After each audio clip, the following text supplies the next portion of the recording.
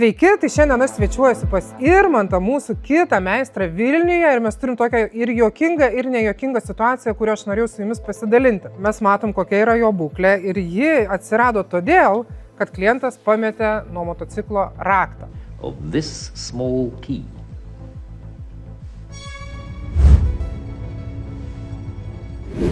Ir kas tuomet atsitinka? Kai mes pametam raktą, mes turim išsiardyti spynelę, nes be spynelės mes negalim pagaminti naujo rakto. Bet kad išsiardyti spynelę, jūs matot, mes turim išardyti pusę motociklo. Tai Irmantai, tu pasakyk, ką tu čia darėjai ir kodėl čia dabar viskas atrodo štai taip. Nu, kad prieit prie spynelės varžtų, reikėjo nuardyti jo visą priekį, viską nuimti. Tada, kaip sakoma, fokusai tom nesibaigė.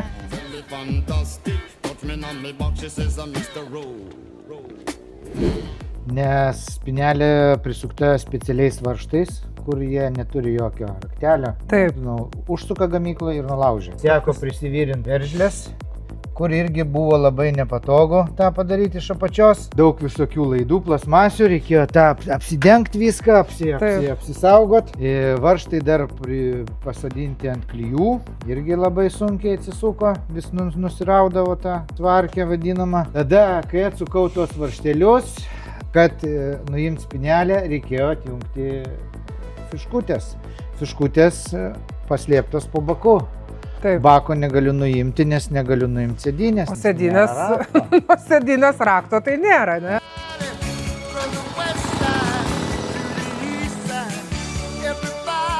Da, kažkokiais tai ten stebuklingais būdais aš su prailgintuvais, ilgais atsuktuvais kažkaip sugebėjau atjungti tas fiškutės ir spynelę ir kad atiduot meistrui, kad padarytų raktą. Kad padarytų raktą. Ir dar visas linksmumas yra tame, kad ko aš nepaminėjau, kad motociklą garaže jis buvo užsuktas, ar ne, ir užrakintas buvo vairas. Ką tai reiškia? Kad nutransportuoti pas Irmantą šitą motociklą su užrakintu vairu ir įkelti jį į mikroautobusą dar buvo irgi iššūkis, ar ne?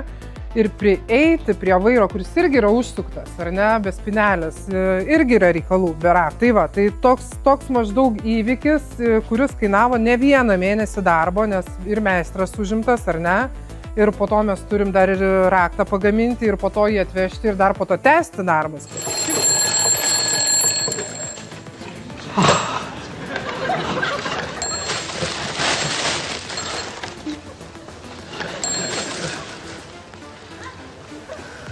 Vis tas motociklas taip ir pražiemojo pas tave. Gavosi jo, visus šalčius didžiausius, prabuvo šiltai. Taip. Ir dar mes ką pamatėm su Irmantu, Irmantas ką pastebėjo, ar ne, kad irgi išsiardęs, kad aušinimo skystį leidžia. Turbūt netikrintumėte, išvažiuotumėte kažkur tai ir būtų liūdnos pasekmės. Nes antifrizo jau trūksta ir būtų jis užkaitęs greičiausiai važiuojant. Kokias dar bėdas tu pastebėjai, kalbant apie motociklą, kuris yra nuo 2003 metų jau? Nu, tai čia jų didžiausia bėda senų motociklų yra tie oksidai vadinami. Oksidų korozija, visa senos gumytės visokios, viskas dulėja, griūna, krenta. Ir ko tu negali numatyti, kaip sakoma. Ir va, toks motociklas kelionė jau nėra. Jau šiokia tokia rizika. Jau vis tiek, jau gali belekas atsitikti. Jau reikalauja daug dėmesio ir meilės. Nu žiūrėkit, mes turim jau naują raktą pagaliau, ar ne? Mes jau galime nusimti sėdynę, ką mes šiandien pat iškart padarėm, čia pamėginę, ar raktas tinka. Mes paliksim tą motociklą meistrui, nes su tokiu turbūt toli čia nenuvažiuosi.